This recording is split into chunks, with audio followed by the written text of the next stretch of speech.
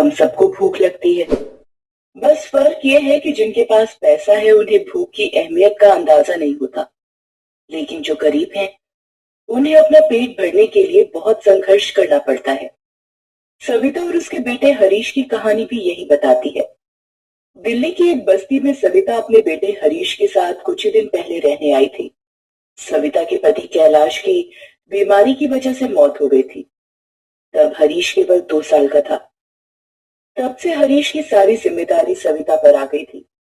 पति की मौत के बाद उसके ससुराल वालों ने भी उससे मुंह मोड़ लिया था। सविता हिम्मत वाली थी, पर हरीश का भूखा चेहरा उससे देखा नहीं जाता था। उसने ठान लिया कि कुछ भी करके वो हरीश का पेट भरेगी। काम की तलाश में अपने छोटे से बच्चे को लेकर वो दिल्ली आ गई और एक बस्ती में कमरा लेकर किराए पर रहने लगी। उसके पास जो भी थोड़े बहुत पैसे थे खर्च हो चुके थे। वो परेशान थी। उसने देखा कि पड़ोस में रहने वाली किरण रोज सुबह काम पर जाती है। वो तुरंत ही उसके पास गई और उससे बात की। बहन जी सुनिए, नमस्ते, मेरा नाम सविता है। अच्छा अच्छा, देखो मुझे काम पर जाना है, देर हो रही है, जल्दी बताओ क्या बात है। मैं मैं आपका ज्यादा वक्त नहीं लूंगी। मैंने आपके पड़ोस वाला कमरा किराए पर लिया है। बेटे के साथ रहती हूँ। बड़ी परेशान हूँ। घर में खाने को कुछ भी नहीं है। बेटे ने कल से कुछ भी नहीं खाया है। अच्छा तो ऐसी बात है, रुको यहीं। किरण अंदर जाती है और वापस आते हुए थोड़ा खाना साथ लेकर आती है। वो खाना सविता को देती है और कहती है, ये लो, खुद भी खा लेना और बेटे को भी खिला देना। वैसे घर वाला कहाँ है तुम्हारा? वो कुछ काम धंधा नहीं करता क्या? जी जी, वो लंबी बीमारी ने उन्हें हमसे छीन लिया, हमेशा के लिए। मैं और मेरा बेटा हरीश ही है बस। और आप मुझे गलत मत समझिए।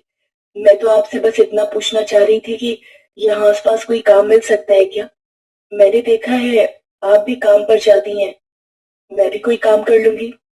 अरे, दिल्ली में काम की कमी नहीं है बहन, बस करने वाला होना चाहिए। यहाँ पास में कई सारी बड़ी बड़ी सोसाइटी है जहाँ बड़े बड़े लोग रहते हैं। झाड़ू पोछा खाना बनाना, ये सब काम करने के लिए वहां हमेशा ही जरूरत होती है। मैं भी तो वही काम करती हूँ। ऐसा करो, तुम कल चलना मेरे साथ, तुम्हारी बात करवा दूंगी एक दो घर में। जी बहन जी, बड़ी मेहरबानी आपकी। मैं कल सुबह चलूंगी आपके साथ। और ये खाना देने के लिए भी आपका बहुत बहुत शुक्रिया। किरण मुस्कुराकर अपने काम पर चली जाती है। सविता बहुत खुश थी।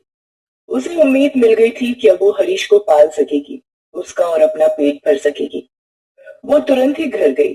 सबसे पहले किरण का दिया हुआ खाना उसने हरीश को खिलाया और अगले दिन सुबह ही हरीश को लेकर किरण के पास जा पहुंची। किरण ने उसकी कई फ्लैट्स में बात करवाई, जिनमें से 2 जगह बात बन गई और अगले ही दिन से सविता वहां काम पर जाने लगी। वो पूरी लगन से काम करती थी, कभी किसी को शिकायत का मौका नहीं देती थी। उसके काम से फ्लैट्स के मालिक भी खुश थे। देखते ही देखते सविता को 3 और फ्लैट्स में काम मिल गया। अब सविता को घर चलाने लायक पैसे तो मिलने लगे थे, लेकिन दिन भर काम करके वो बहुत थक जाती थी। हरीश भी अब बड़ा होने लगा था। वो पढ़ने में बहुत होशियार था। अपनी माँ की मेहनत देखकर उसने भी ठान लिया था कि वो मन लगाकर पढ़ेगा और अच्छी नौकरी करके अपनी माँ की सारी मुसीबतें दूर कर देगा। एक दिन थकी हारी सविता जैसे ही घर आती है तो चौंक जाती है। घर एकदम साफ सुथरा था। रसोई में खाना भी बना हुआ था। वो हरीश को आवाज लगाती है, हरीश, ओ हरीश, कहाँ है बेटा? ये सब काम किसने किया? मैंने किया माँ। आप पूरा दिन काम करती हो, थक जाती होगी। आपके लिए इतना तो कर ही सकता हूँ मैं।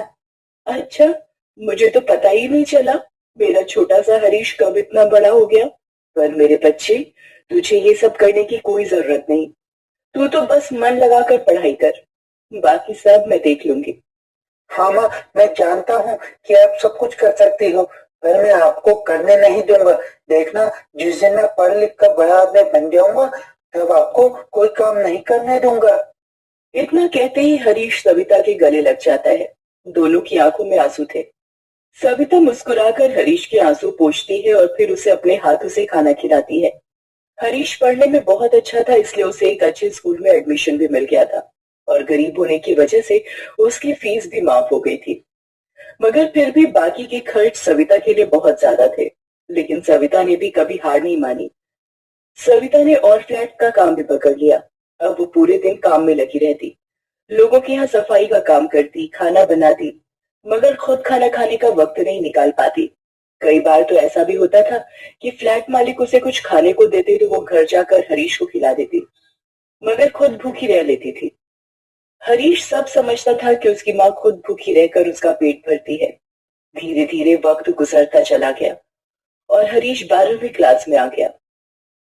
हरीश की क्लास के बाकी बच्चे ट्यूशन जाते थे, मगर हरीश की हिम्मत नहीं होती थी कि वो अपनी माँ से ट्यूशन के पैसे मांगे, क्योंकि सविता कभी मना नहीं करती, बल्कि वो अपना काम बढ़ाकर हरीश की हर जरूरत पूरा करती। हरीश ने पूरी मेहनत से पढ़ाई की। कई बार वो सविता के साथ चला जाता, जहाँ वो काम करती थी। वहां के पढ़े लिखे लोगों से वो पढ़ाई में मदद ले लेता था। उसकी लगन देखकर कई लोग न सिर्फ उसे पढ़ाते थे, बल्कि उसे किताबें भी खरीद कर दे दिया करते थे। आखिरकार हरीश की मेहनत रंग लाई।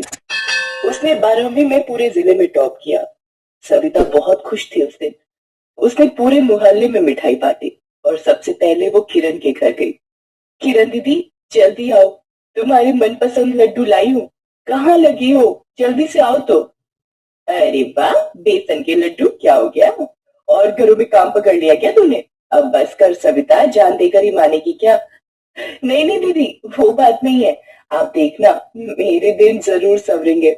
मेरा हरीश पूरे जिले में अव्वल आया है दीदी। मैं बहुत खुश हूँ आज, और सबसे पहले आपसे अपनी खुशी बांटने आई हूँ, क्योंकि आप अगर मेरी मदद ना करती तो ना जाने मेरा और हरीश का क्या होता। अब बस भी कर, रुलाएगी क्या? दीदी भी कहती है और फिर ऐसी बातें करके पराया कर देती है। तू तो लड्डू खिला मुझे। सच सविता, बड़ी खुशी हुई। भगवान करे हरीश जैसा बेटा हर माँ को मिले, और तेरे जैसी माँ हर बेटे को। किरण सविता के गले लगकर उसे बधाई देती है। टॉप करने पर कलेक्टर हरीश का सम्मान करते हैं। उसे आगे पढ़ने के लिए स्कॉलरशिप भी दी जाती है। सरकार से मिली ये मदद बहुत बड़ा सहारा साबित हुई सविता के लिए। हरीश ने और भी लगन से आगे की पढ़ाई की और एमबीए करके एक प्राइवेट कंपनी में असिस्टेंट मैनेजर की नौकरी हासिल कर ली। हरीश को जब पहली सैलरी मिली तो वो सरिता को मिलने वाले पैसों से कहीं ज्यादा थे। पहली सैलरी मिलते ही हरीश अपनी माँ के पास आया और बोला, माँ, ये लो मेरी पहली तनख्वाह। ये सिर्फ आपकी वजह से ही मुमकिन हो पाया है। आपकी मेहनत के लिए शुक्रिया कह देना शायद बहुत कम होगा। बस इतना चाहता हूँ कि आप कल से किसी के घर में काम नहीं करोगी। बस घर में रहकर आराम करोगी आप, ठीक है ना? सविता की आंखों में खुशी के आंसू थे। सविता ने हरीश के दिए हुए पैसों को माथे से लगा लिया और उन पैसों में से कुछ पैसे अपने पास रख लिए और हरीश से बोली, बेटा, इन पैसों से मैं सबसे पहले मंदिर में प्रसाद चढ़ाऊंगी, और फिर उन लोगों का मुंह मीठा कराना चाहती हूँ जिन्होंने इतने बरस मुझे काम दिया और पैसे दिए। हाँ माँ, बिल्कुल, मैं भी आपके साथ चलूंगा। सविता हर उस घर में गई जहां वो काम करती रही थी। सभी लोग उसके लिए खुश थे। सविता की तपस्या पूरी हो गई थी। सविता ने हाथ जोड़कर उन सभी को धन्यवाद दिया। सभी लोगों ने हरीश को आशीर्वाद दिया और सविता को उपहार देकर विदा किया। सविता के सारे सपने पूरे हो चुके थे। हरीश ने धीरे धीरे अपनी सैलरी से अपना और सविता का रहन सहन बदला। बस्ती छोड़कर अब वो अच्छी जगह घर लेकर रहने लगे थे। वो रोज माँ के लिए कुछ न कुछ बढ़िया खाना बनाता और कभी कभी बाहर से भी कुछ बढ़िया खाना लेकर आता।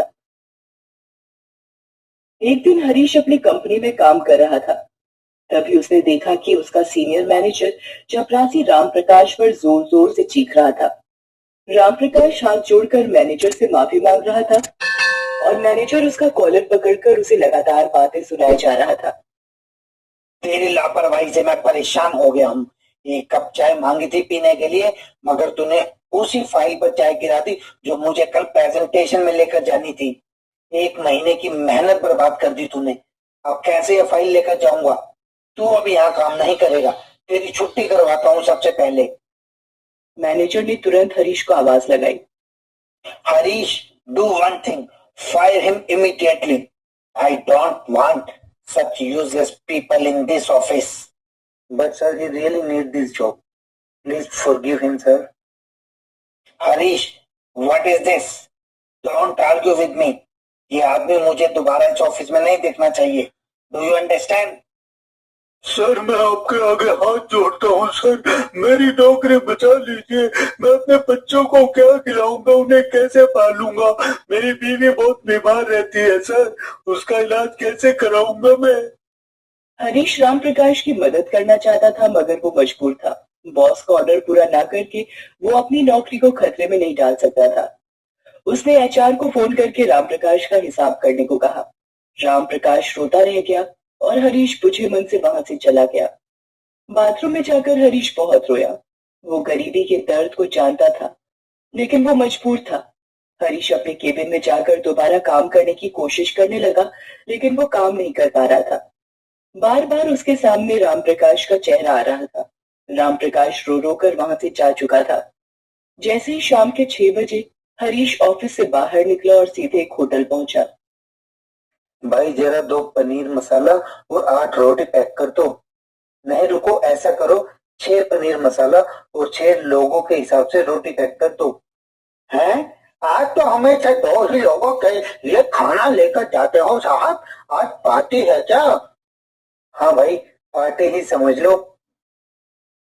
हरीश खाना लेकर सीधे राम प्रकाश के घर पहुंचता है और देखता है कि राम प्रकाश अपनी बीवी के सिर पर पट्टी रख रहा था और उसके तीनों बच्चे थाली लेकर जमीन पर बैठे थे जिसमें प्याज, नमक और 2 सूखी रोटी थी। हरीश को देखते ही राम प्रकाश चौंक गया और बोला, अरे साहब आप यहाँ? अरे राम प्रकाश, तुम तो बिना मिले ही चले आए। सर मैं क्या करता वहाँ, बड़ी बेइज्जती हुई और नौकरी भी चली गई, पर आपसे कोई शिकायत नहीं। जानता हूँ आप भी मजबूर थे। चलो छोड़ो ये बातें, भाई भूख लगी है, बच्चा पार्टी पनीर नान खाओगे? ये सुनते ही बच्चों के चेहरे पर मुस्कान आ गई। हरीश ने उनकी थाली में खाना परोसा। राम प्रकाश ने हरीश के हाथ पकड़ लिए और बोला, सर रुकिए, ये आप क्या कर रहे हैं? इसकी जरूरत नहीं सर। राम प्रकाश मुझे मत रोको, देखो बच्चों को कितनी भूख लगी है, उन्हें खाने दो। मुझे पता है कि गरीब की भूख क्या होती है। और हाँ, जब तक तुम्हें नई नौकरी नहीं मिल जाती तब तक बच्चे तो मेरे हाथ से ही खाना खाएंगे। सभी लोगों को खाना खिलाकर हरीश वहां से चला गया।